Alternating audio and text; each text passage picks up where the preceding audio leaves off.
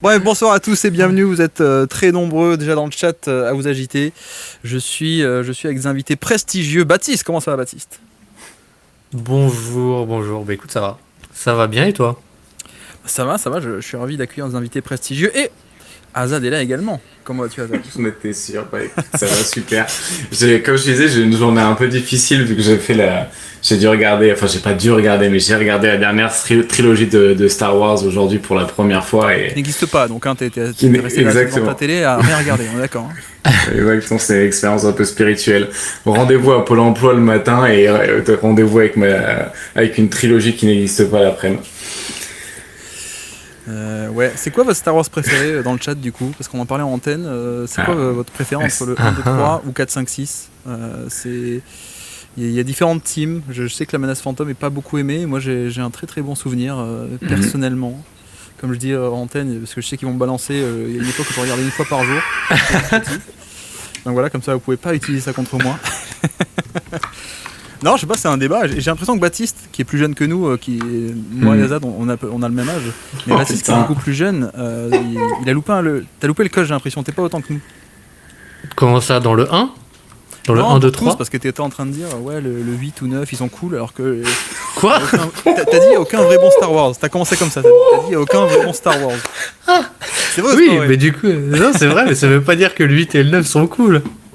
Non, moi, j'ai fait le compte. J'ai dit que du coup, le 2 était mauvais, le 4 était mauvais, le 7, le 8, le 9 étaient mauvais, et que du coup, ça fait plus beaucoup de bien, quoi. Ouais, il y a quand même des bons Star Wars quand même. Tu sais, quand ils sont avec leur sabre et tout, là, qui se battent, tu vois, ça fait que... Non, ça te plaît pas, ça ? Avec la force, tout ça, ouais. La Jedi Defense, qu'on voit d'ailleurs dans la menace fantôme, on la voit bien. La Jedi Defense, ouais. Quand tu vois le taux de réussite des droïdes, je crois que ça vient de là, la Jedi Defense, c'est que les mecs, ils ont pas mis une dedans. C'est assez extraordinaire. Mais d'ailleurs, pourquoi est-ce que dans le 1, t'as les droïdes qui roulent là, au début du 1, pourquoi ils les font jamais revenir alors qu'ils sont invincibles, ceux-là ? Et ils sont très stylés en plus. Ouais, ils sont... ouais, c'est vrai. Et en plus, ils ont un bouclier. Je sais pas si vous avez joué au... Moi, j'avais le jeu PC, la menace fantôme numéro 1. C'était imbattable non plus, quoi. Donc, bref, je ne sais pas. Bref, que les clones sont pas non plus très forts, quoi. Hein. Les clones sont pas très forts. En même temps, les clones, quand tu vois le mec de base qui a été cloné, c'est pas la folie non plus, quoi. Non, c'est de sa faute, finalement. C'est la faute du mec de base. Bref, salut Bamzerito, salut Daimzao, salut Antoine qui est dans le chat. Bah viens si tu veux Antoine, hein, même si t'as rien à dire. Le vrai premier, c'est quoi le 4 du coup, ton préféré Star Wars, ok. Twistagram, Vincert qui est par là, salut Vince. Kamel l'Ancien, bisous haters, félicitations Kamel l'Ancien. Fan d'OK ici, je me souviens bien entendu. Axel est par là, qu'est-ce que j'ai oublié encore ? Enfin il y a plein de monde, excuse-moi j'oublie des noms. Bon, comment ça va à part ça, vous ? Baptiste et Azad. Je laisse Baptiste commencer. Honneur à la jeunesse. Honneur à la jeunesse. Bah écoute, ça fait bizarre qu'il n'y ait plus de matchs. J'avoue. Mais ça va. On a eu une belle saison au final. Je suis en congé au meilleur des moments pour le moment où il n'y a plus de matchs. Donc finalement ça tombe bien, la vie est bien faite quoi. La vie est bien faite. Non, bah ouais, bonne saison qui se termine. J'avoue que je pensais avoir dû travailler un peu plus longtemps pour le Celtics Blog et et rentrer un peu plus tard. Mais non, franchement, c'est des playoffs plutôt cool à suivre. Ça a été une saison plutôt cool. Et c'est surtout que là, je pense à la saison prochaine et je serai une équipe à l'Est avec 2 joueurs potables. Je pense que j'aurai des grandes ambitions. Voilà. Parce que c'est un peu l'hécatombe à l'Est. Et c'est vrai que les playoffs, je pense, niveau blessure, auront laissé une sacrée empreinte sur à quoi va ressembler l'Est l'année prochaine, entre guillemets. Alors moi, je suis étonné que tu connaisses le mot hécatombe. Déjà, première chose. Non, mais enfin, on en parle avec Baptiste. Là, c'est quoi la finale de conf 2026 ? C'est Atlanta-Orlando, non ? C'est un truc comme ça. Ça va être un peu ça. Peut-être les Cavs, mais si les Cavs ils bougent pas trop, quoi. Je ne sais pas. Ouais, je vous ai mis un peu d'images. Hein, si vous êtes en images, enfin, oui, si vous êtes sur Twitch, oui, vous n'êtes pas en replay actuellement. Bref, c'est quoi le programme d'ailleurs, les gars ? Très bonne question, on peut parler de Star Wars. La tier list de Star Wars. La tier list des personnages. Tier list des personnages. Non, on va parler de Dark Maul, je pense. Non, alors aujourd'hui, on voulait se retrouver tranquillement. Fin de saison, faire un bilan des finales et puis peut-être parler aussi du trade de Kevin Durant aussi. Donc voilà, juste chill, je pense. C'est pas trop se prendre la tête, enfin, sauf si vous voulez, on peut se prendre la tête aussi. Mais je peux vous lancer si vous voulez. On parle des finales ou ça vous va? Ou on commence par KD, qu'est-ce que vous préférez? On commence par les finales, comme ça après on pourra faire KD et un peu peut-être d'autres trucs de l'intersaison qui peuvent être intéressants. On fera la trade machine peut-être si on a du temps, je ne sais pas. Oh là là, mais ça va jamais se terminer si on commence avec la trade machine. Bon, finale NBA, impression générale avant qu'on peut-être on parle de tactique, je ne sais pas si on le fera. Mais qu'est-ce qu'on a pensé de tout ça, Baptiste? En vrai, un petit mea culpa quand même. Ça a été plus serré que ce qu'on pense, je pense. Ça a été, je sais pas, moi j'ai une impression, mais sur l'ensemble des playoffs, que j'ai trouvé beaucoup de séries au final très très cool parce qu'il y a eu en fait des ajustements et c'était assez cool à suivre. Après, que cette série soit serrée, je sais pas si ça en dit plus long sur Indiana ou peut-être sur OKC quoi. Et c'est parti. Qu'est-ce qu'il y a? Pourquoi qu'est-ce qui est parti? C'est parce que je me disais à quel moment on va dire ça, et c'est arrivé assez vite, donc je laisse Baptiste continuer, mais c'est juste, je me suis dit quel moment on va passer cette franchise, enfin cette frontière, et c'est bon, on l'a passé. Bingo. Vas-y Baptiste, fini. Ah ben non, mais j'avais tu vois, sur l'impression globale, voilà, moi j'avais fini mon tour d'horizon. Azad. Moi je trouve que quand même Indiana, moi ce qui m'a peut-être le plus impressionné chez Indiana, au-delà de la surchauffe, c'est quand même ce qu'ils ont réussi à tirer de leur groupe. Bon, ok, ils ont profité d'une surchauffe, mais je trouve que Carlisle a fait un super taf entre guillemets d'arriver à tirer beaucoup de jus offensif et d'arriver aussi à faire pas des prouesses défensives, mais il y a quand même le match 6 en particulier défensif, m'a pas mal impressionné en termes de faculté à justement créer ce chaos que d'habitude c'est OKC qui amène. Mais d'un autre côté, le match 6 et le match 7 offensivement d'OKC, je l'ai trouvé très pauvre et tu vois, différentes manières, là où les deux derniers matchs d'OKC, le match 6 d'OKC, je l'ai trouvé pauvre dans la prise de décision et du coup ça a généré beaucoup d'erreurs et aussi j'ai trouvé qu'il manquait énormément de minutes d'Hartenstein bien souvent et j'ai l'impression qu'ils étaient quand même parfois bien souvent meilleurs avec lui entre guillemets, même si du coup le remplacement, en fait ce que j'ai pas compris et ce que j'ai pas aimé dans le match 7, c'est que le remplacement d'Hartenstein c'est Caruso, alors que je comprends pas pourquoi c'est pas Dort qui sort à la place d'Hartenstein quand ils veulent faire rentrer Caruso, et il y a des dynamiques de rotation, j'ai pas toujours bien compris, et sur le dernier match, je trouve qu'ils ont fait ils ont pas voulu se refaire piéger sur les pertes de balles, parce que du coup le match 6 ils perdent un ballon sur un ballon sur 5 à peu près, et hier dans le match 7 ils perdent quasiment aucun ballon OKC, et c'est vrai que du coup on en parlait avec Baptiste hier, on a regardé le match en live chacun de notre côté avec Baptiste, mais on parlait un peu par message pendant le match, on avait un peu du mal à analyser en direct, mais c'est vrai que c'était évident à quel point il faisait quasiment que des isolations. Du coup, pas de passe, pas vraiment de perte de balle, mais du coup pas de perte de balle quand les Pacers s'y jouent sans Haliburton et qu'ils peuvent même pas se nourrir de la perte de balle, il leur reste pas grand chose. Et je trouve que là où OKC s'est bien adapté, c'est d'aller chercher en fait beaucoup plus de rebonds offensifs. Enfin, en tout cas, j'ai l'impression qu'ils sont allés chercher plus de rebonds offensifs sur les derniers matchs. Et c'est là où je trouve que Hartenstein a été fantastique. Et Hartenstein est fantastique dans la capacité à gagner la bataille des possessions, avec Caruso aussi, et dans l'importance des écrans. Parce que là où, du coup, si OKC veut pas créer en faisant des passes et en créant du mouvement, les écrans d'Hartenstein créent les espaces nécessaires où t'as pas besoin vraiment de passer le ballon. Donc, en plus, si c'est Hartenstein qui pose l'écran, t'as Chet qui peut être dans le spacing. Donc oui. C'est quand même génial, quoi. Alors que le début de série, le match 1, j'avais pas beaucoup aimé le côté on veut cibler Miles Turner encore et encore et encore avec un pick and roll de Chet, et tu te dis mais pourquoi est-ce qu'on a Chet en poseur d'écran alors que l'attaque de KC peut totalement survivre sans attaquer Turner, quoi. Elle peut cibler d'autres mecs, quoi. Et tu vois, moi la victoire du match 7, c'est aussi le j'en ai parlé dans le podcast que j'ai fait aujourd'hui, là, c'est le côté fréquence à 3 points surtout, plus que l'efficacité. Ils ont pris des 3 points, ils n'ont pas mis tous les côtés, tous les 3 points, les catch and shoot à une passe près, où ça dézonnait, ça venait aider à partir de shooter. Donc, mais ils ont fait la passe, ils ont pris les tirs. Et voilà, quand t'en prends 40 des 3 points, quand tu les mets à 30%, ça fait quand même beaucoup de tirs primés, quoi. Plutôt que mettre 30% sur seulement 10 tentatives, quoi, pour un peu caricaturer. Mais non, mais c'est un peu... effectivement, et en fait, on en revient aussi à quel point est-ce que c'est Indiana qui a été génial en défense, est-ce que ça a été OKC qui a été un peu décevant offensivement, est-ce que c'est les deux, j'avoue que je sais pas trop, quoi, pour le coup. C'est un peu peut-être un mélange des deux pour la réponse facile, comme ça voilà, je me lave les mains et puis c'est fini, quoi. Mais non, je sais pas trop, vas-y. Non, mais il y a un truc, je pense, où ça montre un peu que c'est les deux. C'est au final, alors il y a eu un moment dans la série où Isaiah Joe, je sais plus quel match c'est, je crois que c'est le 5, où Isaiah Joe et Aaron Wiggins, ils jouent presque pas.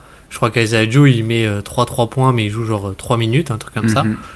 Et en fait, je trouve que ça c'était assez frappant à quel point Degnault, ou Marc Degnault, en tout cas, Marquitos, il avait, en fait, il a beaucoup insisté sur des line-up pour pouvoir faire du switch all, pour pouvoir beaucoup switcher, parce que dès qu'il y avait Aaron Wiggins ou je perds mes mots, ou Isaiah Joe, surtout Isaiah Joe, en fait, il se faisait cibler presque systématiquement avec, pas forcément sur de l'isolation directe, mais sur finalement on appelle un premier écran pour cibler le mauvais défenseur, et après on joue notre pick and roll, et ça mettait souvent Hartenstein ou Chet dans un dilemme un peu compliqué, parce que c'est des mauvais navigateurs d'écran, ils se faisaient avoir souvent par Haliburton, etc. Et du coup, je trouve que c'est un peu la conséquence de ça, c'est pas grave, on met Cason Wallace, on a beaucoup d'Alex Caruso, on a Hartenstein, on a tous ces joueurs-là qui apportent pas forcément un méga spacing. Et ça a un peu facilité, j'ai envie de dire, la défense d'Indiana, même si je trouve que Indiana a quand même été... en tout cas, ça dépend des line-up, comme dit aussi du côté d'Indiana, sur le match d'hier, la line-up avec Mathurin, TJ McConnell, Obi Toppin et Thomas Bryant. Bon, c'est pas exceptionnel défensivement. Oui, et Tony Bradley aussi. Il se fait retirer des deux côtés. Hein. Il était bien grillé. Il n'était pas à point. Hein. C'était... Non, mais après, c'est... Non, mais ça aussi, c'est la conséquence de Hartenstein qui va au rebond offensif, et donc il est obligé de s'ajuster et de faire jouer en individuel. Tony Bradley, sur des minutes, il fait miroir, ses minutes font miroir à Hartenstein, parce que t'es obligé, quoi. Mais non, mais moi, le truc... J'avoue que ce qui m'a un peu frustré, c'est au-delà de l'animation offensive, c'est pourquoi Hartenstein a aussi peu joué. Pour le coup, alors c'est pas commun, on commence par une critique d'OKC alors qu'ils sont gagnants, mais c'est peut-être aussi, ça montre à quel point on pensait qu'OKC était un peu au-dessus. Bon, il y a la question du shotmaking et des 3 points, mais ça, à la limite, on en est un peu moins surpris sans doute, parce qu'ils sont un peu comme ça, quoi. Structurellement, ils ont des mecs qui sont pas des shooters à haut volume, à haute efficacité non plus, en tout cas efficaces à petit volume. Mais voilà, il y a le côté shotmaking, et peut-être que si voilà, ils font un match 3 et 4 où tous les 3 points rentrent, on n'en parle plus, quoi. Mais je trouve qu'au-delà de ça, au-delà de ce côté réussite ou aléatoire, ou je sais pas comment on pourrait l'appeler, il y a aussi Hartenstein qui a peu joué, alors que c'était clairement le meilleur joueur de pick and roll, le meilleur partenaire de pick and roll, qu'il y a cet apport défensif en plus, qu'il y a cet apport offensif, rebond offensif, le passing, tout ce qui est jeu de main à main, etc. Je sais pas, je peux comprendre l'idée, je pouvais comprendre l'idée de match 1 de dire si on met pas Hartenstein, ça veut dire que Turner va être obligé d'être sur Chet, et vu qu'on va attaquer Turner, c'est parfait. Mais sauf qu'ensuite, vu que le plan de jeu ça n'a pas été ça, j'ai pas trop compris, quoi.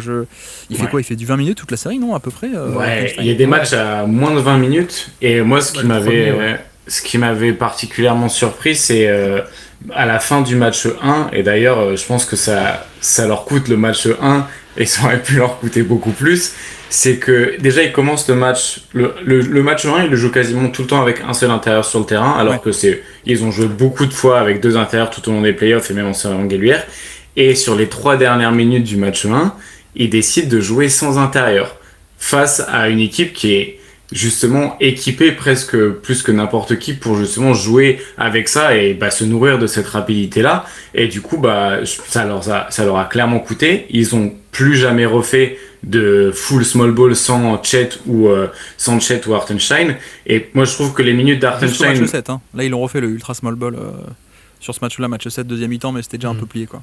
Ouais, alors en deuxième mi-temps, hier en deuxième mi-temps, j'avoue, j'avais un peu moins l'œil vif, mais je pensais déjà à Star Wars. Mais pour le coup, ce que j'ai trouvé quand même dans l'attitude d'Holmgren, en particulier hier, peut-être c'est pour ça que c'est un peu biais de récence, mais j'ai trouvé quand même Holmgren était plus présent au rebond offensif quand il était seul intérieur sur le terrain, et qu'il y avait il y avait un vrai point en gros de on va chercher le rebond offensif coûte que coûte. Et c'est vrai que sur les derniers matchs, au final, il gagne le match 5 avec 40% de rebond offensif, le match 3 du coup avec 33% de rebond offensif et le match 7 avec 32%. Donc en gros sur 3 c'est ça. Et sur 3 de leurs 4 victoires, il y en a 3 du coup qui passent par récupérer plus d'un tiers de leur tir raté en termes de rebond. Et quand derrière ils perdent pas beaucoup de ballons et qu'ils créent un énorme taux de turnover. Hier, je crois qu'ils prennent ils ont plus de 20 possessions à la fin du match, entre guillemets, plus de 20 possessions jouées en plus que les Pacers, quoi. Et déjà, quand tu perds la bataille du talent, si à côté de ça, tu perds la bataille des possessions, compliqué, quoi. Ouais, je crois qu'il y a 17 tirs en plus, 17 tirs et 2 lancers francs en plus, donc en gros 18 tirs en plus, quoi. Et en vrai, aussi, collectivement, c'est pas une équipe qui d'habitude va beaucoup chercher le lancer franc. Bon, la colonne du taux de lancer franc offensif, elle est quand même bien orange. Ils ont quand même fait des beaux scores d'aller chercher le lancer franc en attaque sur la série aussi, tu vois. En plus du rebond, je veux dire, où le rebond non plus, c'est pas leur force de base, mais ils y sont allés. Mais ouais, mais alors Antoine nous dit, qu'est-ce qu'il disait intéressant, il faut que j'arrive à le choper, je sais plus. C'est une équipe de drive sans spacing. Et c'est vrai que c'est un peu les mauvais côtés de ce OKC, quoi. Quand Chet, qui est ta meilleure option, met passer 3 points, quand Isaiah Joe peut pas jouer, quand Lou Dort ou Caruso, bon, c'est pas la même respectabilité, t'as l'impression que c'est ok, il y a une philosophie de drive, mais il n'y a pas l'espace, quoi. Ouais, bah complètement. Et on parle du champion, on parle de l'équipe qui vient d'être champion NBA. et c'est là où je trouve que parfois il y avait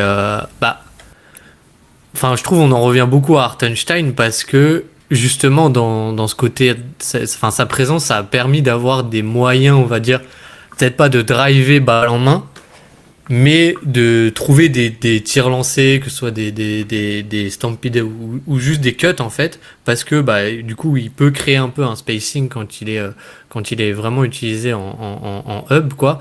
Et je trouvais ça cool parce que ça a perturbé vachement la défense d'Indiana, et même ça a permis, je trouve, sur la fin de série d'utiliser un peu plus Shai un peu off-ball, être mis dans des zooms ou dans des zoom action ou des choses comme ça. Et ça, je trouvais ça intéressant parce que ça a permis d'avoir une philosophie un peu différente que simplement les pick and roll où on cible Haliburton au début de série, où on cible peut-être des écrans entre petits ou des choses comme ça.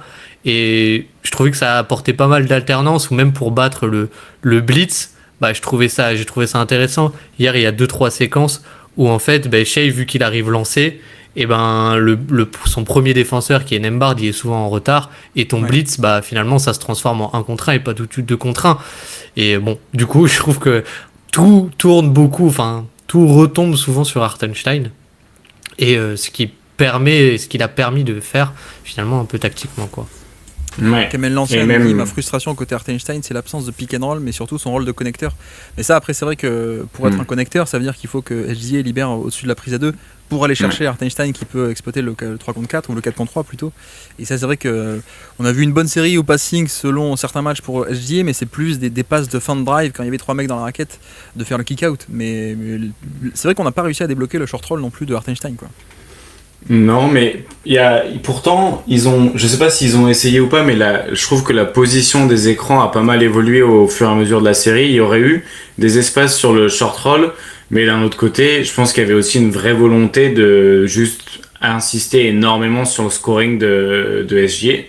Et il y a des fois où il y avait peut-être la possibilité de trouver Hartenstein sur le short roll, mais d'un autre côté, le short roll, s'il n'y a pas de spacing derrière, est-ce que plus Hartenstein il pose l'écran haut, plus sa menace de short roll diminue, parce qu'il va y avoir peut-être trop d'espace à couvrir entre l'endroit où il va récupérer le ballon et l'endroit où il devient une menace, et du coup la défense se contracte un peu plus autour de lui et il peut prendre une décision.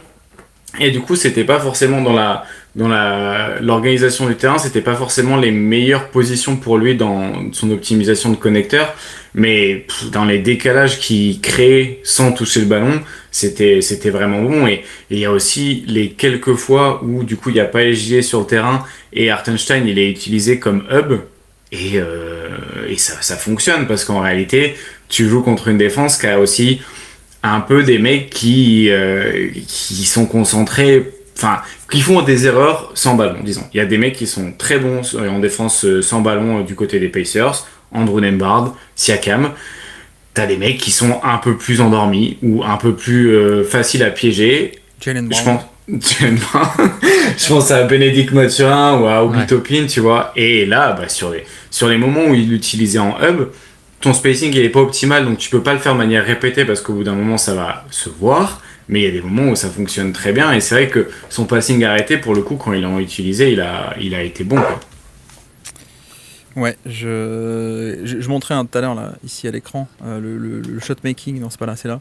Shot making à 3 points, ils font quand même des matchs avec des gros trous d'air aux 3 points et pourtant ça passe. Mais comme dit Antoine, c'est aussi, si on dit tout ça, c'est que la défense a été énorme. C'est aussi un peu la leçon de ces finales et même ces playoffs, j'ai envie de dire, où en fait t'as une attaque de demi-terrain qui nous a pas totalement convaincus, pas comme d'autres champions, peut-être on peut le formuler comme ça, mais la défense aussi est à ce point historique que le différentiel a été créé comme ça, quoi. Surtout face à cette attaque d'Indiana qui a eu Haliburton jusqu'au match 7, qui, bah, tu vois, notamment le jeu de transition, Indiana n'a pas développé autant qu'ils auraient pu ou voulu la transition, quoi, au final. Mais encore, bon, les stats sont un peu bizarres au niveau contre-attaque, mais j'ai pas tant que ça de matchs où la transition se déroule très bien. Et c'est vrai que bah, c'est aussi la marque défensive, quoi. Mais je me demande à quel point bon, Indiana était là, tant mieux pour eux, hein. Mais tu vois, si Indiana n'est pas en finale parce que Boston se blesse pas, parce que les Cavs font pas un trou d'air au shoot, etc., à quel point est-ce qu'on n'aurait pas été même encore plus sévère sur cette attaque d'OKC face à un chapeau, quoi, un énorme candidat au titre type Cleveland, Boston ou un Denver, pas celui de cette année mais d'il y a 2 ans, quoi. C'est vrai que ça, pour moi, ces questions restent en suspens, un peu comme d'ailleurs on a eu avec Antoine, époque de l'écho des parquets, etc., des doutes sur l'attaque de Milwaukee pendant 4-5 ans, même s'ils ont été champions, quoi. Ouais, après, franchement, bon, Boston, il y avait des doutes qui sont venus et qui ont été effacés et puis qui sont revenus. À quel point ils étaient chapeau 1 arrivés dans les playoffs, je suis même pas vraiment convaincu, entre guillemets. Et du coup, il y a un peu de ça aussi. Est-ce que dans tous les cas, ton chapeau 1, en fait, c'est peut-être pas des chapeaux 1 de manière constante. C'est-à-dire que si tu les prends à l'échelle des 5 dernières années, bah, peut-être que le Boston de l'année dernière, par exemple, pourrait mieux fonctionner, ou comme tu as dit, le Denver 2023. Mais peut-être qu'en fait, cette année, il n'y avait qu'un seul chapeau 1. C'est juste qu'il était peut-être un peu moins implacable que ce qu'on aurait pensé. Et ça explique peut-être aussi, je dis pas que le niveau est bas, je dis juste que s'il y a autant d'équipes avec des plus 10 de net rating qui paraissent aussi perfectibles, bah c'est peut-être que faut revoir aussi potentiellement comment on évalue les net ratings de saison régulière, tu vois. On prend, ou alors c'est toi qui grandis, Azad, qui décortique de plus en plus, et aujourd'hui tu vois des faiblesses sur des équipes à plus 10 de net rating que tu voyais pas à l'époque en 2016 quand c'était les Warriors, etc., quoi, tu vois. Mais là il y en a beaucoup, je trouve, des équipes il y en avait 3 cette année, des équipes à plus 10 de net rating. Ouais. Et pourtant tu vois, c'est pas des équipes historiques, entre guillemets. Enfin, bref. Bah, je trouve que, ok, ici, comme dit, il y a cet aspect du style, quoi. Du style parce que bah, c'est une équipe défensive, finalement. C'est une équipe défensive. Et est-ce que les trous dans la raquette offensif, bah, ils étaient pas aussi présents, par exemple, mais plutôt défensivement, par exemple, chez un Denver en 2023. Et du coup, bah, vu qu'on a... je pense plus l'habitude de regarder et décortiquer des attaques plutôt que des défenses, et c'est ce qu'on regarde en premier, et je pense que c'est logique. Du coup on a un peu ce truc de se dire ah bah ils sont moins forts alors que juste peut-être ils sont plus forts ailleurs, et parce que je trouve que quand même leur défense pendant tous les playoffs ils ont affronté des styles de jeu tellement variés pendant tous les playoffs, entre Denver, même un peu Memphis, même si bon Memphis ça a pas duré très longtemps, mais je trouve le style de jeu était intéressant, et Indiana en finale, et finalement ils ont eu une défense qui a quasiment systématiquement fait des perfs d'élite, quoi. Et à votre avis, pourquoi est-ce qu'Hartenstein a pas beaucoup joué, du coup? Moi, je l'explique peut-être par la peur d'avoir un manque de spacing. Moi, il y a un truc, en fait, c'est ce que j'explique pas, c'est la dépendance à Lou Dort et la volonté de le garder autant sur le terrain. Je pense que ça a une certaine utilité contre, tu vois, sur les minutes avec Haliburton, ok, mais hier par exemple, il jouait énormément alors que Haliburton normalement il était pas censé revenir, quoi. Et moi je comprends pas la volonté d'interchanger Caruso et Hartenstein et pas les faire jouer ensemble. Et c'est un peu plus ça qui m'a embêté. Et pourquoi Hartenstein pas plus de minutes? Ouais, je pense qu'il y a une peur de pas avoir le spacing. Mais est-ce que tu avais vraiment un moins bon spacing avec Hartenstein plutôt qu'un autre joueur vu les décalages qu'il apporte? Et il y a la peut-être surutilisation de Lou Dort. Moi, je trouve un peu surutilisé et pas forcément toujours très positif, mais bon. Ouais, après, Lou Dort, t'obtiens des calls que t'aurais pas sans lui. Je suis pas vraiment ironique en plus. Oui, non, mais c'est vrai. C'est vrai que c'est pour le coup, c'est un. Etc. C'est ça. C'est un playmaker défensif quand même assez génial. Et en vrai, moi je pense qu'il y a un côté où Hartenstein déjà, si tu fais beaucoup de switch all, c'est bien. Exactement. Mais c'est pas Chet Holmgren. Et il y a aussi le côté où finalement tu veux enfin la valeur, et je pense qu'on le disait aussi au moment du trade, c'est surtout que tu peux faire un peu comme les Cavs et avoir 48 minutes de full intérieur. Et à part hier, en fait du match 2 au match 6, c'est grosso modo ce qui s'est passé, je trouve.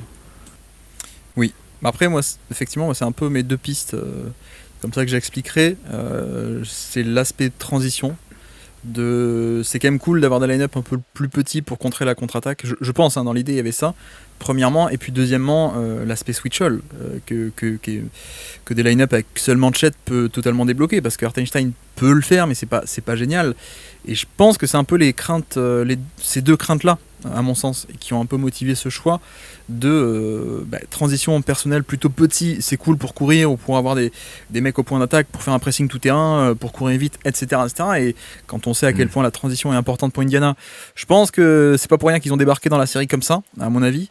Et le deuxième point, c'est le switch-all en fait, juste face à un passeur comme Haliburton et ce genre de pick and roll, on a bien vu sur des séries d'avant où quand tu fais pas un switch, ça veut dire que tu te donnes un décalage mécaniquement, et ça veut dire aussi que Haliburton peut trouver l'ouverture, et dans ce spacing avec Miles Turner poste 5, tu as un spacing quasiment parfait par moment, voire même une majorité du temps, donc swing, extra passe, et tu trouves le décalage ou la move, quoi. Donc je pense que la motivation elle était double, quoi. Elle était par rapport à la transition et aussi par rapport à annihiler le pick and roll d'Haliburton, quoi. Et tu vois, par rapport à la série des Cavs, Haliburton était en feu sur ses 1 contre 1 contre les switch.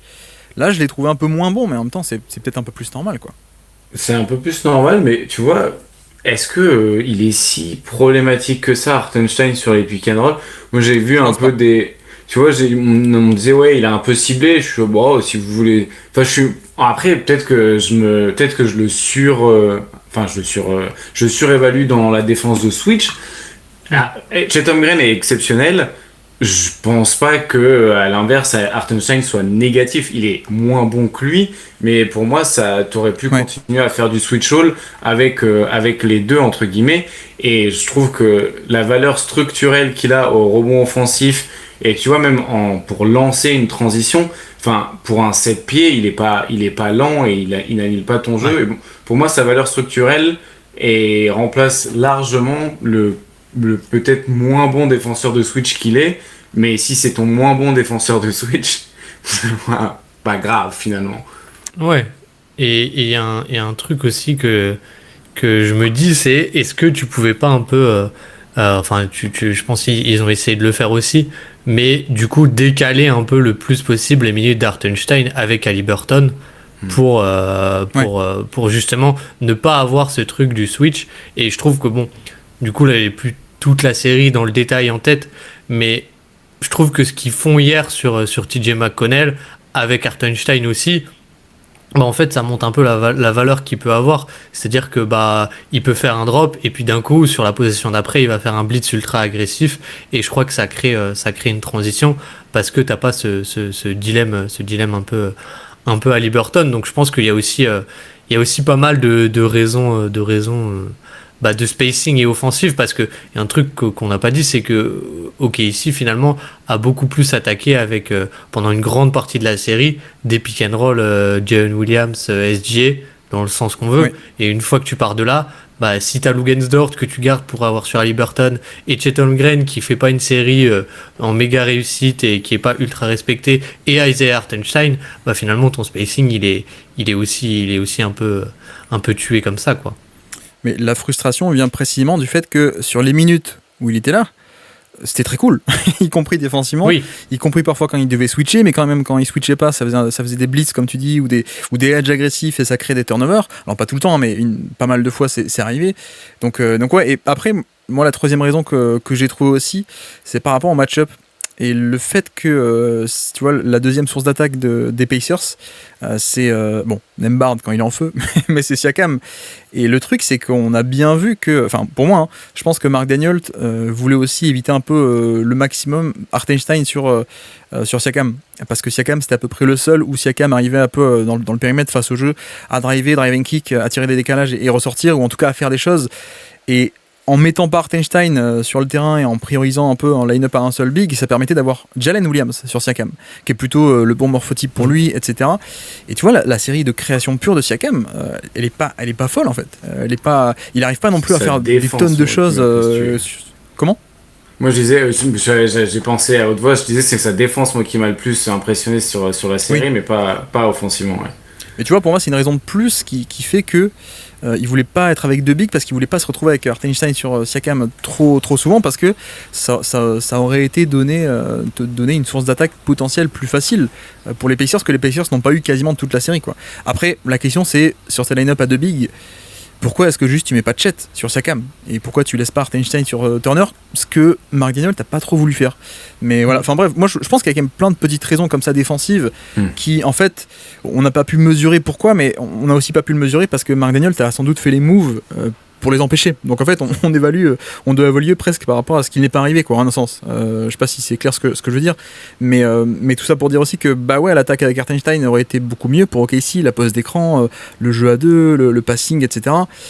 Mais en même temps, on n'a pas vu non plus la série où Hartenstein joue beaucoup et où il y a ces compromis défensifs. On a vu l'autre série, la série où lui joue peu, donc l'attaque est moins bien, mais la défense a quand même été top et au niveau face à une des meilleures attaques de NBA, quoi. Donc il y a ça aussi, quoi. Il faut évaluer, je trouve aussi, ce qui n'est pas arrivé selon tel ou tel choix, quoi, en un sens.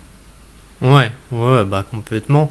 Et je trouve qu'il y a, on en parlait un peu, mais la défense. Je sais pas si c'est vrai, mais ça avait l'air intelligent ce que je disais, en tout cas. Non, mais en plus, je trouvais ça joliment dit, tu vois. Excuse-moi, c'était pour la blague. Non, mais je trouvais ça joliment dit. Mais je sais pas, il y a un truc avec la défense d'OKC. Je crois que c'est Caitlin Cooper qui disait ça dans un de ses podcasts, qui disait que en fait, et je trouve on en a parlé toute l'année, mais ça s'est vraiment vu face à ces Pacers. Mais il change vraiment la façon de défendre, je trouve, en NBA. Dans le sens où c'est plus « Ah tiens, je vais peut-être venir aider », c'est « Quoi qu'il arrive, je suis en aide ». Ouais. Et en vrai, j'ai trouvé ça assez impressionnant face à ce mouvement d'Indiana qui a toujours on va dire, du mouvement sur le côté faible ou des choses comme ça, ou en tout cas souvent. Les rotations, les X-out, les close-out, tout était... Enfin, le nombre d'erreurs a quand même été minuscule, quoi. J'en ai un en tête, je crois que c'est dans le match 2 ou 3 où il y a genre un pick and roll défendu par Shea et Hartenstein où les deux veulent switcher et ils se font, enfin il y en a un qui veut switcher et pas l'autre, pardon, et ils se font avoir. Mais enfin je trouve avoir ce niveau défensif là, et je pense que c'est un peu la suite de ce que tu dis. C'est pour ça qu'il n'y a pas eu Hartenstein, autant c'est pour ça qu'il n'y a pas eu Isaiah Joe, autant c'est pour ça qu'il n'y a pas eu Aaron Wiggins, autant en fait ok, il y a les compromis offensifs, mais défensivement, ça a donné un truc qui est peut-être moins flashy, moins cool aussi pour les fans, mais qui j'ai trouvé était vraiment, vraiment très, très impressionnant, quoi. Ziesel nous dit Hartenstein ne peut pas switch aussi bien que les autres. On est d'accord que c'est pas de chat, mais comme on dit avec Azad, moi je trouve qu'il aurait pu tenir un peu plus. Mais effectivement, j'ai l'impression, dit Antoine, qu'on n'est pas capable de romantiser la défense du Thunder comme on pouvait le faire avec les Pistons 2004 ou les Celtics 2008. Là, c'est vrai qu'on s'éloigne un peu de la tactique, mais c'est vrai que d'un point de vue narratif et perception du grand public, il y a peut-être aussi une part de vrai là-dedans, quoi. Ou en tout cas plutôt qu'on n'est pas dans une ère défense, qu'on est dans une ère plutôt attaque. Après, à voir aussi, parce que tout ce qui est narratif, romantisé... Ouais, ça vient plus tard. Exactement, ça peut venir plus tard, quoi. Donc, ça peut venir plus tard. Si tout le monde se met à défendre comme eux, entre guillemets, en tout cas si on tend vers ça, peut-être qu'on pourra dire ah oui, bah c'est OKC qui a lancé ça, alors qu'ils avaient une attaque moyenne, ils ont réussi à construire une équipe d'élite parce que ils avaient tel et tel principe défensif. Et c'est vrai que on romantise peut-être à posteriori, c'est difficile à dire. En 2008 et 2004, moi je regardais pas encore, donc je me rends pas compte la différence qu'on fait. Mais peut-être qu'on romantise plus assez nos équipes élites finalement. Et c'est un vrai romantique qui parle. Azad est vraiment connu pour ça. Il est romantique très souvent. Plein de monde. Avec tous les Star Wars. Ce que j'apprécie, c'est les critiques envers OKC, c'est que la progression existe, donc la possibilité de s'améliorer sur la durée. Bon, alors là-dessus, pour moi, il y a 2 points. Il y a le fait que OKC a encore, genre s'ils veulent, ils peuvent mettre la 15 pics sur la table et ils font de Giannis, quoi. Enfin, et puis c'est fini. c'est quand même assez absurde ce truc-là. Il y a Topic qui doit arriver aussi, qui est un peu le meilleur prospect de 2024.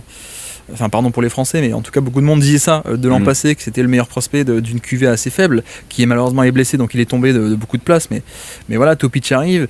Donc il y a ce côté-là où il y a tellement de réserves, effectivement, ils peuvent s'améliorer. Après, il y a l'autre côté où tu vois, tu te dis, enfin, je sais pas vous, mais ça fait quand même 2 trade deadline que les faiblesses sont pas améliorées, les coups sont pas faits. Et c'est plutôt, Hartenstein et Caruso, c'est on améliore encore plus nos forces et pas du tout on va combler nos faiblesses, quoi. Et je parle de ça, mais trade deadline 2024, ils n'ont rien fait à part le move financier de Hayward, alors qu'il a pu servir, mais sportivement, ça les a pas aidés pour 2024. Et puis 2025, les mecs, d'accord, c'est un front office prudent, etc. Et enfin, tu pouvais pas balancer un pick ou 2 pour Cam Johnson, quoi. Et peut-être il aurait pas été top en défense, mais il aurait pu aider certaines séquences, etc. Parce que Isaiah Joe, le problème, c'est que il y a du shoot, mais il est un peu trop unidimensionnel, quoi. Donc tu vois, de ce point de vue-là, je dis tu vois, mais vous êtes 2 pour une fois. On n'est pas 2 en podcast. Mais ouais, il y a des réserves. Après, est-ce qu'ils vont aller les chercher, quoi. Pour le coup, c'est aussi ça la question.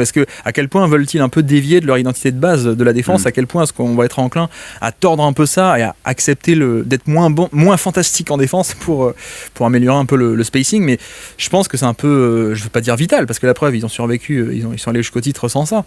Mais ça pourrait être intéressant, en tout cas. Bah. Là, l'année dernière, ce qu'ils ont fait, c'est quand même ce qui leur manquait, c'était la bataille des possessions. Et c'est toi, je pense que tu avais été le premier à. Enfin, pas le premier à voir ça, je ne sais pas plus beau, tu voulais dire. Mais oui, c'est déjà. Souvent, c'est la première chose qui me vient en tête. Et la deuxième, c'est quand tu avais fait l'analyse de leur intersaison, tu étais là, ils sont fait bouffer à la bataille des possessions. Et ils sont allés chercher un mec qui récupère tellement de rebonds offensifs et en plus qui participe au defensive playmaking avec Hartenstein. Et de l'autre côté, ils sont allés chercher un mec qui peut créer de la transition avec et des contres et du playmaking défensif même sur la balle ou sur les lignes de passe avec Caruso. Et en réalité, tu vois que c'est pas pour reprendre encore une fois le podcast de Caitlin Cooper, mais bon, pour le coup, ce qui a été bien avec les Pacers qui vont jusqu'en finale, c'est que on a eu beaucoup de ces podcasts et des analyses qu'elle a fait avec un mec qui s'appelle Samson, je crois, si je me casse pas son prénom. Folk, non, un truc comme ça. Ouais. Et lui, ce qu'il disait, c'est que OKC, c'est un peu une équipe qui essaye d'annihiler le plus la variance, en tout cas de laisser à la variance adverse le moins de place possible. Et c'est peut-être d'ailleurs pour ça qu'ils réussissent aussi bien sur une saison régulière de 82 matchs où du coup ça peut avoir une certaine part d'importance dans les marges. Et c'est vrai que à quel point je pense dans le recrutement ils vont aller chercher des mecs qui leur permettent de gagner un nouvel avantage compétitif sur le spacing pour être plus redoutable en attaque et se donner plus de marge de ce côté-là, en restant entre guillemets un peu imprenable sur on peut entre guillemets shooter moins bien que vous, je crois que c'est le match 3 ou le match 4 qui gagne, il marque 3 points au final. C'est le 4, ouais. Le 4, match scandaleux, là. Oui, bon, après, on va pas... Non, pas niveau arbitrage. Ils font un 3 sur 16 à 3 points, ils perdent beaucoup de ballons, ils mettent rien, et ils gagnent le match sur un money time, quoi. Voilà, je trouve que en tout cas c'est Sanono qui disait que c'est ça, et je trouve que c'était une belle façon d'expliquer un peu leur approche aussi, c'est on laisse le moins de marge possible entre guillemets à ce qu'on ne maîtrise pas, et du coup le recrutement passera par là. Après tu vois, je pense à un mec comme Trey Murphy, si c'est lui qui vient remplacer un Isaiah Joe, t'es pas trop perdant. Certes, c'est top sûr. 60 NBA, ce serait pas mal à la place d'un top 200, effectivement. Non mais je te rejoins là-dessus, c'est que ça coûte cher en fait. Si tu veux ne pas trop sacrifier la défense mais améliorer l'attaque, il faut des profils qui savent défendre mais sont bons en attaque, donc ça coûte cher quoi. Mais tu vois, par rapport à la variance, c'est marrant, j'ai pas écouté le podcast de Samson, je sais pas quoi, mais j'en parlais aujourd'hui dans mon réac du match 7. C'est le switch-all, ça permet ça aussi. T'as pas de décalage, et donc t'as pas des circuits de passe, t'as pas des 3 points ouverts, t'as pas autant de catch and shoot quoi. Et donc en effet, ils ont mis 40% de leurs 3 points au 41, mais sur une fréquence qui est assez faible, Indiana, sur ce match 7. Donc c'est effectivement le côté limiter la variance quoi, vu que les mecs ils peuvent un peu être en feu. Baptiste, excuse-moi, je t'ai pas donné la parole. Non, j'ai rien dit. Je ne réclamais pas la parole. Okay, mais excuse-moi. Donc voilà, donc pas mal de pistes d'amélioration, ça, on est un peu d'accord. Il y a un truc que Antoine dit aussi dans le chat tout à l'heure, j'ai pas pu le dire, il disait aussi que c'est une équipe qui sait jouer, enfin qui base aussi tout sur le drive, mais qui savent pas trop jouer, il n'y a pas le plan B de jouer depuis l'intérieur vers l'extérieur.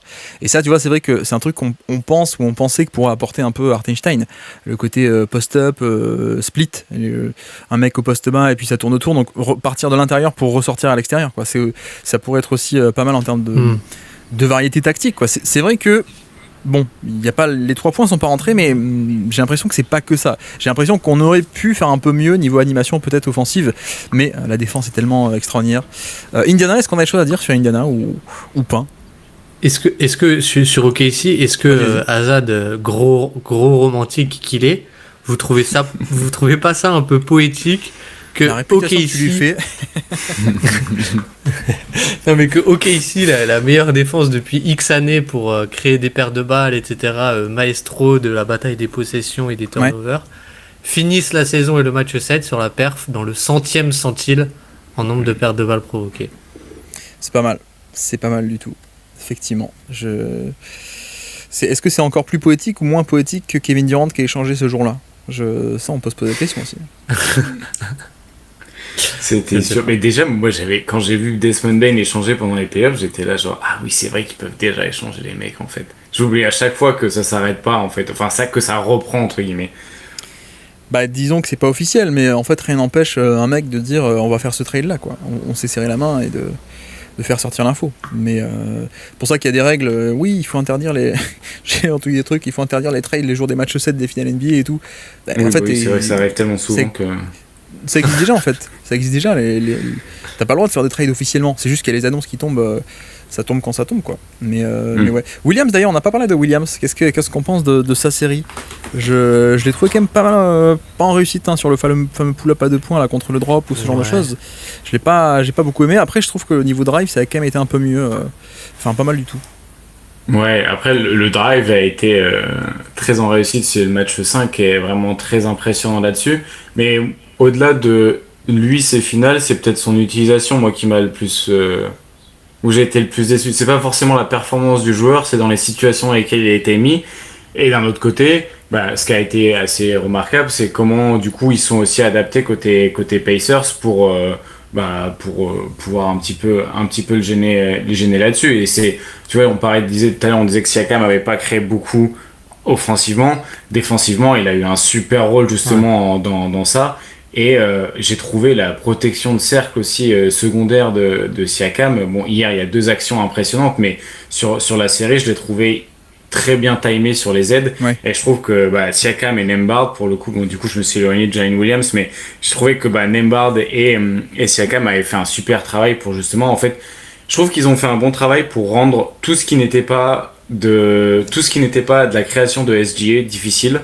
Et du coup, en fait, tous les autres joueurs d'OKC qui ont un peu de création, bon, en gros, juste Jalen Williams, ont été un peu en difficulté parce qu'il y avait peut-être moins d'espace aussi. Ils sont moins implacables que SGA, et même SGA n'a pas été une énorme réussite en termes d'efficacité sur les finales et même sur les playoffs, quoi. C'est aussi pas mal passé par la réussite parfois des role-players tout simplement. Donc j'ai pas été déçu de Jalen Williams en lui-même, j'ai juste trouvé que l'utilisation avait été parfois un peu pauvre et un peu statique, quoi.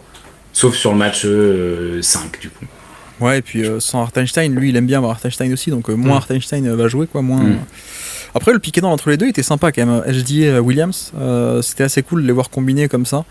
Mais non, mais par rapport à Siakam, tu vois, je sais pas pour rien que Siakam a été placé en défense sur le Dort. C'était un peu en mode abandonne-le et viens aider au panier, quoi. Donc ça, c'est vrai que c'était assez cool. J'ai pas le souvenir d'une série où Siakam est à ce point impactant off-ball sur des rotations, de la rim protection, etc., quoi, pour le coup.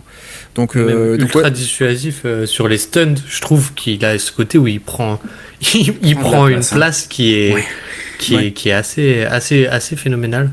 Mais je sais pas, moi sur Jalen Williams, j'aurais été un peu moins dur qu'Azad, je pense. Parce que. Sur l'utilisation ça m'étonne pas. Bah. Oh waouh. Non, mais sur l'utilisation, mais même sur son rendement. Enfin, je sais pas, t'avais l'air un peu déçu. Moi, je trouve que. Il y a un côté où je l'ai trouvé déjà. Bah, je crois que c'est Ben Pfeiffer qui avait sorti la stat ou quoi, mais bon, voilà. Mais super agressif, et ça a souvent été un peu son truc de. Je me souviens, dans l'hebdo, à un moment, on en avait parlé, c'était un match contre les Pacers où j'avais dit, ça fait chier quand même qu'il soit si fort pour naviguer les écrans et un peu contourner les écrans et un peu sur le début de l'action. Et je trouve qu'on l'a encore vu face à Nesmith. Nesmith n'a pas été finalement si impactant que ça sur Jalen Williams aussi, parce qu'il arrivait très très bien à le cadrer et à le gérer sur la navigation d'écran. Je feinte de prendre l'écran et hop, petit spin move ou petit dribble dans le dos, et etc. Et ce que j'ai trouvé intéressant, c'est après ce premier décalage, je trouvais que c'est peut-être aussi donné par la match-up et une équipe Indiana qui malgré tout fait beaucoup de fautes et en commet beaucoup, pas en provoque mais en commet beaucoup, et je trouve qu'il a vraiment cherché énormément de fautes sur une bonne partie de la série. Après c'était aussi aidé par le côté la défense tout terrain d'Indiana aussi, quoi. La défense tout terrain d'Indiana, oui, si tu peux driver depuis le milieu du terrain et qu'il te reste 2 défenseurs sur 80% de tes actions, oui, c'est plus facile. On est d'accord là-dessus, quoi. Est-ce que Jalen Williams, ce qui est compliqué, c'est qu'il y a pas mal de redondance avec SGA. En un sens, oui. Après, moi, ce que j'aime bien, c'est que c'est quand même un passeur un peu meilleur, je trouve, un peu plus enclin en tout cas. Mais comme on dit, il n'y avait pas Hartenstein autant aussi présent. C'est vrai que lui, c'est quand même un jeu à deux. Les deux, ils fonctionnent très bien dans un sens ou dans l'autre, avec Hartenstein jeu de main à main ou lui en tant que porteur de balle Williams. Mais c'est vrai qu'il y a un peu redondance sur l'aspect de driver en fait. Donc les difficultés qui sont posées à SGA. Bon, Shai Gilgeous-Alexander, lui, il arrive à éviter les obstacles, éviter les 4 mecs dans la raquette et parfois aller au panier et prendre le layup ou prendre la faute. Williams peut le faire un peu moins pour le coup. Et puis Williams, en plus, est sans doute des deux le shooter moins volontaire, quoi, le moins au volume, le shooter le moins catch and shoot friendly, peut-être. Mais c'est vrai que c'est un peu dommage, mais c'est pour ça que j'ai bien aimé les séquences de fin de match où c'était Williams qui était le porteur de balle et SGA qui posait l'écran et qui pouvait popper un peu à 3 points. Donc ça, c'était assez cool. Mais tu vois, par rapport à ça aussi, parce que Antoine disait aussi, est-ce que l'un des grands points de ces finales, c'est que penser si les Pacers avaient gagné? Alors je crois que c'est un peu ce qu'on a fait. On a quand même beaucoup critiqué OKC. Après on l'aurait fait avec un ton plus grave sans doute, s'ils avaient perdu. Mais non, mais il y a pas mal de nuances qu'on a mis. Mais tu vois, par rapport à ça, moi c'est là aussi où je trouve je peux rajouter une critique, c'est par rapport au passing de SGA qui a été très bon certains matchs, notamment match 7 et donc match 5, non, il y a 2 matchs, match 6 non mais match 5, mais en un sens je trouve qu'on voit que c'est pas c'est pas organique, presque. Tu vois, on sent que c'est un truc où on lui a dit la consigne, on lui a dit, mais tu sais, quand il y a 4 mecs dans la raquette, les mecs qui font des aides hyper agressives depuis les corners, n'hésite pas à regarder, n'hésite pas à laver la tête. Et parce que quand tu regardes la différence match 4, qui est le fameux match qu'ils vont voler au Money Time là, avec un HDA qui met que des points mais 0 assist, et le match 5 où il fait plein de passes, et puis de nouveau match 6 il fait plein de passes, tu sens qu'il y a presque un truc de pas organique et d'une consigne. Donc ça aussi, je pense qu'à terme ce serait intéressant de voir sur les prochaines années à quel point est-ce que HDA lui-même peut pas un peu s'améliorer là-dessus, sur cet aspect plus naturel de passing, ou si Williams met enfin ses pull-ups, et que peut-être que Jalen Williams peut représenter une palette un peu plus complète. Mais pour l'instant, comme on dit depuis le début des playoffs, contre Denver c'est pareil. Pourquoi est-ce que le passing de Jalen Williams n'a pas été totalement débloqué? Parce qu'en fait les mecs montent pas sur les écrans, les mecs restent bas, parce qu'ils savent que c'est pas un mec qui va agresser le contact et aller chercher le lancer franc sur un drive, contrôle drop, et c'est le pull-up à 2 points, il peut le mettre mais pas tout le temps. Donc en fait t'as aucune raison de monter haut sur Williams, sur les pick and roll. Donc si tu montes pas haut, ça veut dire qu'il n'y a pas de 2 contention, il n'y a pas un décalage qui pourrait exploiter en passant par dessus, etc. Donc peut-être 2 mini-nuances à rajouter encore là-dessus, c'est HDA, peut-être ce passing peut-être plus volontaire, on l'espère, et Williams, le côté peut-être scoreur plus complet qui permettrait de déverrouiller le passing, quoi. C'est un peu le yin et le yang aussi, dans leur similarité, il y a quand même ces mini-différences en un sens.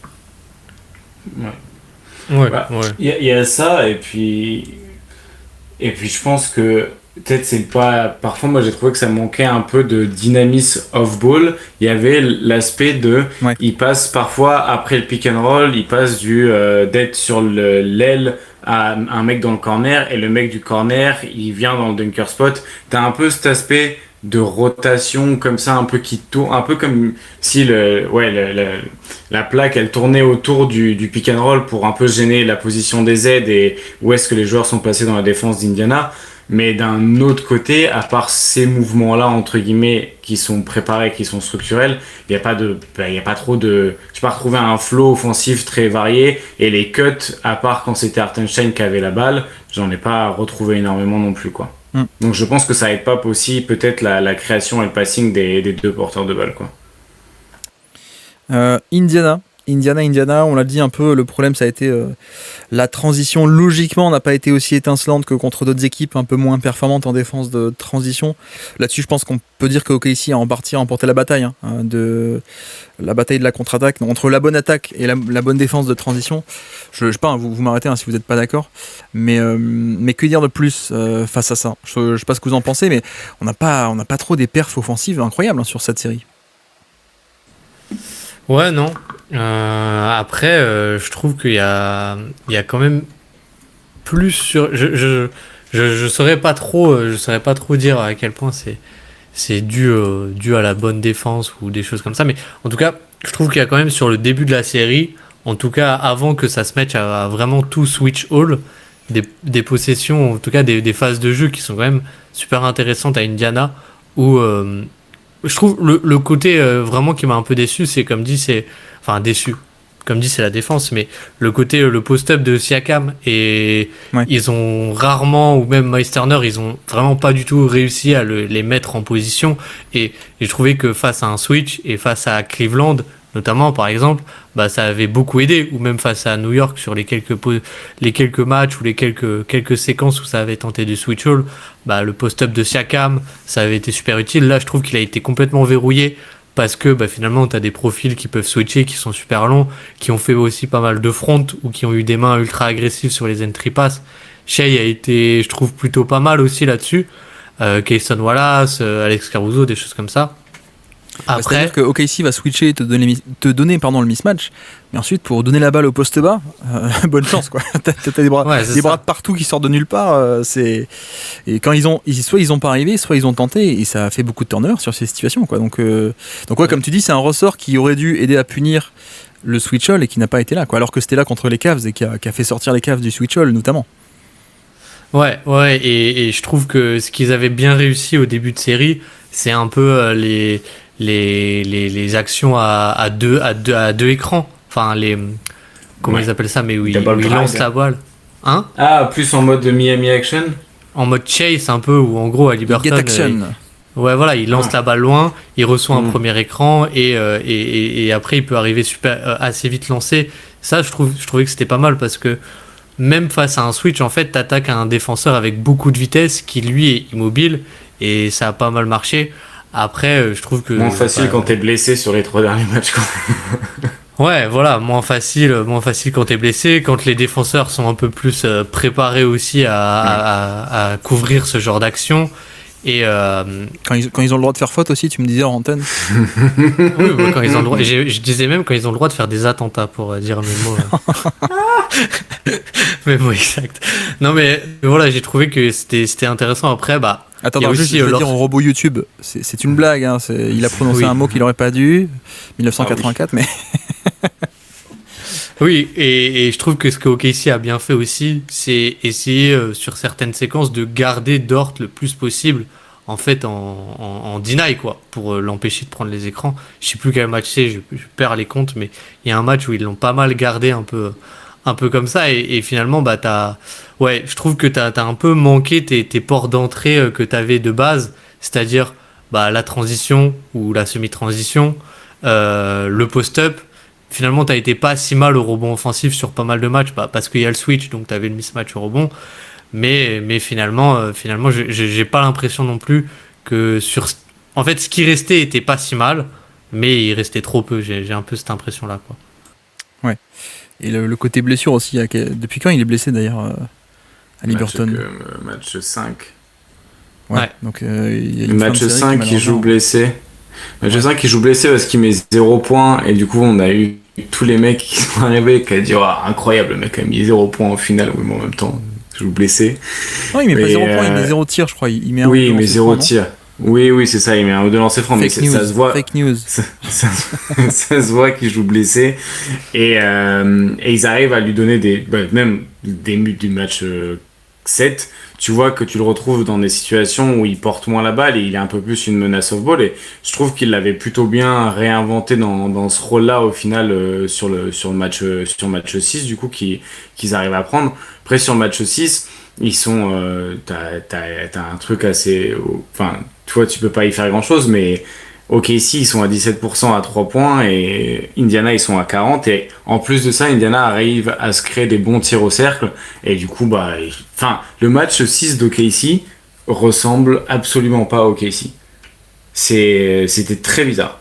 Le match 6 d'OKC, le volume de perte de balles, tu vois, il y a un volume de perte de balles, il y a beaucoup de mi-distance, mais il y a peu de pression au cercle, et les 3 points, je ne les ai pas trouvés bons, il n'y a rien dans les corners, et puis il n'y a aucune présence au rebond offensif, donc aucune volonté de bataille des possessions. Enfin, du coup, là, en termes de centile sur les playoffs, OKC au match 6, c'est 13e centile à la perte de balle et 2e centile au rebond offensif, alors que du coup, ils sont clairement à l'inverse de ça, entre guillemets, sur le reste de la finale. Donc ouais, je trouvais que c'était un match qui avait un peu détonné, qui moi m'avait étonné et qui avait détonné avec l'équipe qu'ils étaient habituellement sur ces finales. Mais quel poète. Mais oui, t'as vu ça. Mais à quel point, tu vois, tout à l'heure on disait aussi à quel point ça vient d'OKC ou ça vient des Pacers, que ce soit aller loin. Et du coup t'as un peu ce truc là pareil dans comment t'évalues la performance des Pacers, à quel point ça a été permis parfois par peut-être OKC qui a eu des petits trous d'air, tu vois. Et au final ça coûte, t'as un match 6 qui est un peu incompréhensible dans l'exécution, et t'as la fin d'un match 1 qui est totalement rocambolesque et qui se termine aussi de cette manière-là. Mais du coup, tout à l'heure Antoine demandait, c'est une très bonne question, comment on évaluerait la finale si Indiana avait gagné. On peut aussi se poser la question de comment on pourrait l'évaluer si le match 1 se retourne pas et si le game 6 n'a pas aucun sens entre guillemets, et du coup tu gagnes 4-1 quoi. Donc je pense que c'est une question qu'on peut poser sur les autres séries d'ailleurs. Oui, bien sûr. Ah mais non, Indiana ils ont volé un ou deux matchs contre les Cavs, et à chaque fois ça passe quoi. Ouais, après il y avait le truc un peu le running gag c'était un peu le Miami Heat 2023 où non, ils vont pas continuer à être en feu comme ça. Et pour le coup, ça va quand même durer un moment, que ce soit Miami 2023 ou les Pacers 2025. Ouais, en effet, j'ai bien aimé moi les line-up à deux porteurs de balle côté Indiana, qui étaient assez cool, assez dynamiques, mais finalement assez rapidement, McConnell, tu vois, match 7, il a mis pas mal de pull-up, mais c'est beaucoup de tough shots quoi, et c'est une séquence où certes il met beaucoup de points, Mais en termes de création de jeu, il n'y a rien, quoi. Ce troisième quart-temps du match 7. Il y a aucun décalage nulle part, quoi. Donc, ok, il met les tirs compliqués, McConnell, mais en fait, c'est victoire dans le process, victoire d'OKC. Et pas que dans le process, parce que tu forces des tirs, certes, des tirs à 2 points, ils les mettent une fois sur 2, une fois sur 3. Et de l'autre côté, toi, tu scores beaucoup plus en transition, à 3 points, etc. Donc ouais, c'était un peu ça. Après, là où OKC a gagné aussi, c'est au niveau line-up, quoi. Où au début de série, où Indiana s'en sort avec des 28 minutes, 29 minutes de Obi Toppin, qui est le troisième big, entre guillemets big, et pardon, ça me fait mal au cœur, je viens de voir le lay-up de Derek Fisher en 2010 là. Bref, pardon, mais non, ce line-up où tu t'arrives à les forcer finalement à jouer gros parce que t'attaques le rebond, t'as pu les punir, mais c'est vrai que le début de série avec Obi Toppin qui est en feu, qui joue beaucoup, qui apporte le spacing, etc., c'était quand même assez cool, quoi. Mais bref, je sens que je vous ai cueilli à froid sur ça, mais je suis un peu cueilli à froid sur Obi Toppin. Non, mais vous pouvez enchaîner sur ce que vous voulez, mais sinon on peut conclure ces finales, on peut conclure. Non, mais je sais pas si vous aviez vu des Pacers. On n'a pas parlé de la profondeur des Pacers. Si vous voulez, on peut finir là-dessus. Qu'est-ce que tu veux dire ? Non, mais justement hier, je crois que quand McConnell score, je crois que pendant 10 minutes, c'est le seul à scorer d'Indiana. Ouais. Oui. Et en vrai, c'est complètement ce que tu dis, Guillaume. C'est-à-dire que, en fait, en termes de création, il n'y a pas grand-chose. Et puis après, ils font un blitz d'Hartenstein. Après, ils switchent Chet sur lui. Et puis finalement, c'est à ce moment-là que la tête a été un peu coupée, quoi. Ouais, et puis défensivement, autant le banc, offensivement, il apporte pas grand-chose, mais il peut suppléer certaines choses. Surtout, t'as des profils parfois qui sont un peu redondants, entre guillemets. Mais défensivement, c'est l'effondrement quand les mecs sortent, quoi. Donc, ouais. Bon. Mais ce qui est marrant, je trouve, c'est qu'offensivement, leur banc, ils ont quand même, et en vrai, je pense que c'est aussi leur force, mais ils ont des joueurs à grosse variance, quoi. C'est-à-dire Mathurin, il y a eu le fameux passage du match où il met tout au match où il met plus rien du tout. Et c'est marrant, mais il y a aussi Obi Toppin, sa fin de série, pareil. Même son match 1, il est horrible. Le premier, il envoie 3 ballons de l'autre côté du terrain, il loupe tout. Et de la fin du match, ça devient Ray Allen et c'est enfile les perles, quoi. Donc c'est le jeu. Hein, mais tu vois, autant je trouve que leurs joueurs de banc n'ont pas des immenses qualités et sont pas toujours des joueurs intrinsèquement positifs. Autant ils les mettent quand même dans, entre guillemets, les meilleures situations. Je pense que ils jouent quand même le meilleur basket qu'ils pourraient jouer, et c'est pas pour rien que ils ont récupéré entre guillemets Naismith un petit peu en monnaie d'échange de Malcolm Brogdon, et peut-être qu'ils avaient pas énormément d'espoir là-dedans. Je pense qu'Obi Toppin qui récupère avec je crois c'est deux deuxième choix. Ouais, tu vois, et B, quand même, ils arrivent à en faire, et c'est ça qui est impressionnant pour le coaching staff, c'est d'arriver à faire ça au final avec parfois un peu moins de talent, entre guillemets. Et en fait, ils ont quasiment eu moins de talent que toutes les équipes qu'ils ont rencontrées, et ils sont allés quand même à une mi-temps de s'en sortir, quoi. Et les pistol action de TJ McConnell en ont traumatisé quand même. Plus d'un. Mais c'est marrant parce que, alors je sais pas à quel point c'est vrai ou pas, mais oui, c'est vrai. J'avais cette sensation hier qu'il y avait un peu ce côté Indiana rend les armes quand ils retentent de nouveau un peu la line-up, on va dire justement en switch-o, là, et qu'ils sortent Thomas Bryant, ils sortent Tony Bradley, et que c'est Obi Toppin qui repasse en 5, un peu comme sur le début de la série. Je me suis dit, là il retente un truc sur lequel OKC avait déjà pris l'avantage.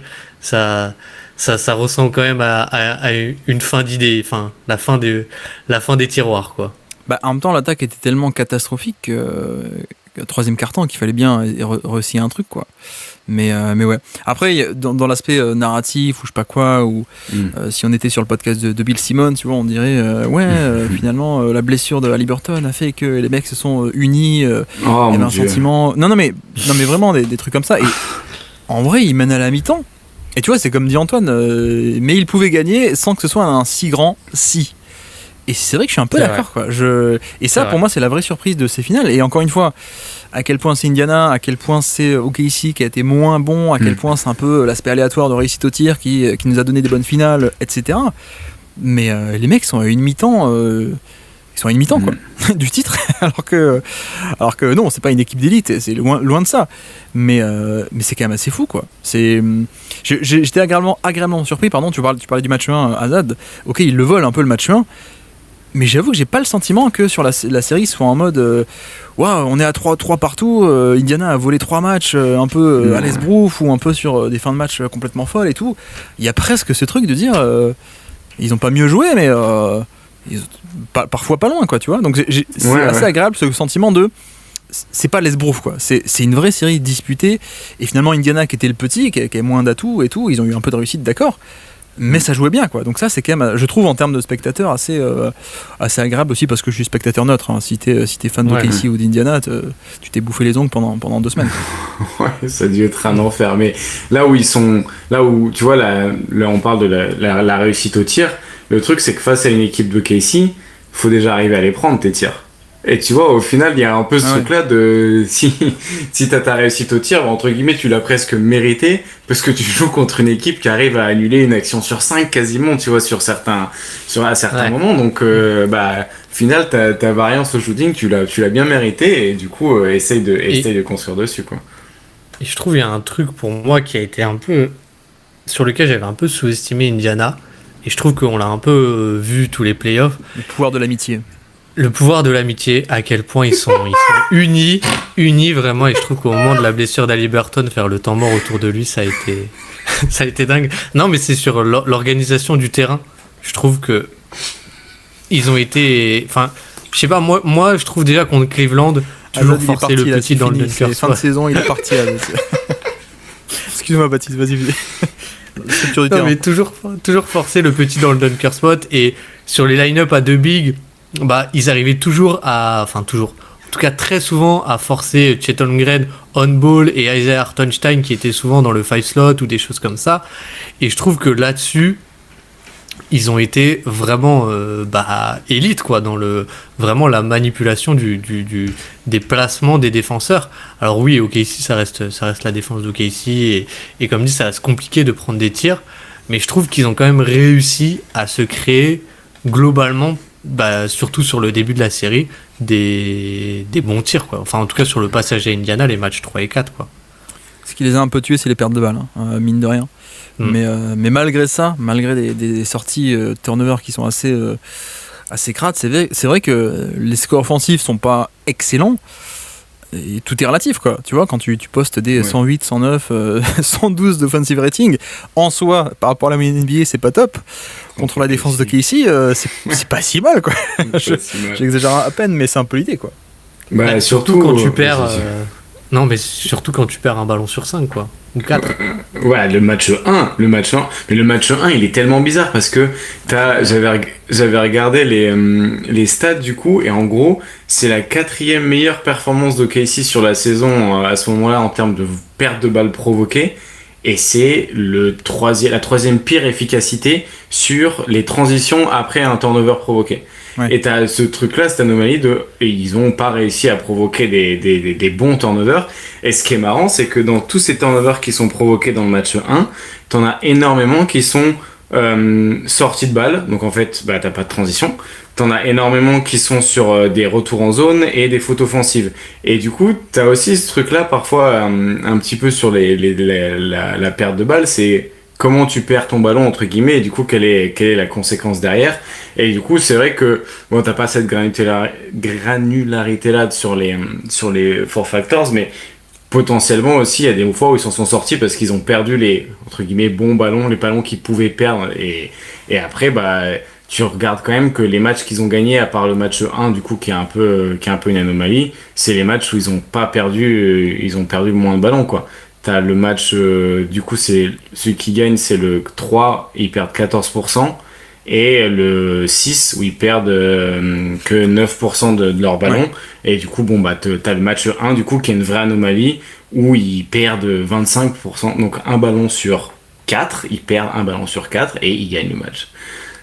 Fantastique. C'est pas mal.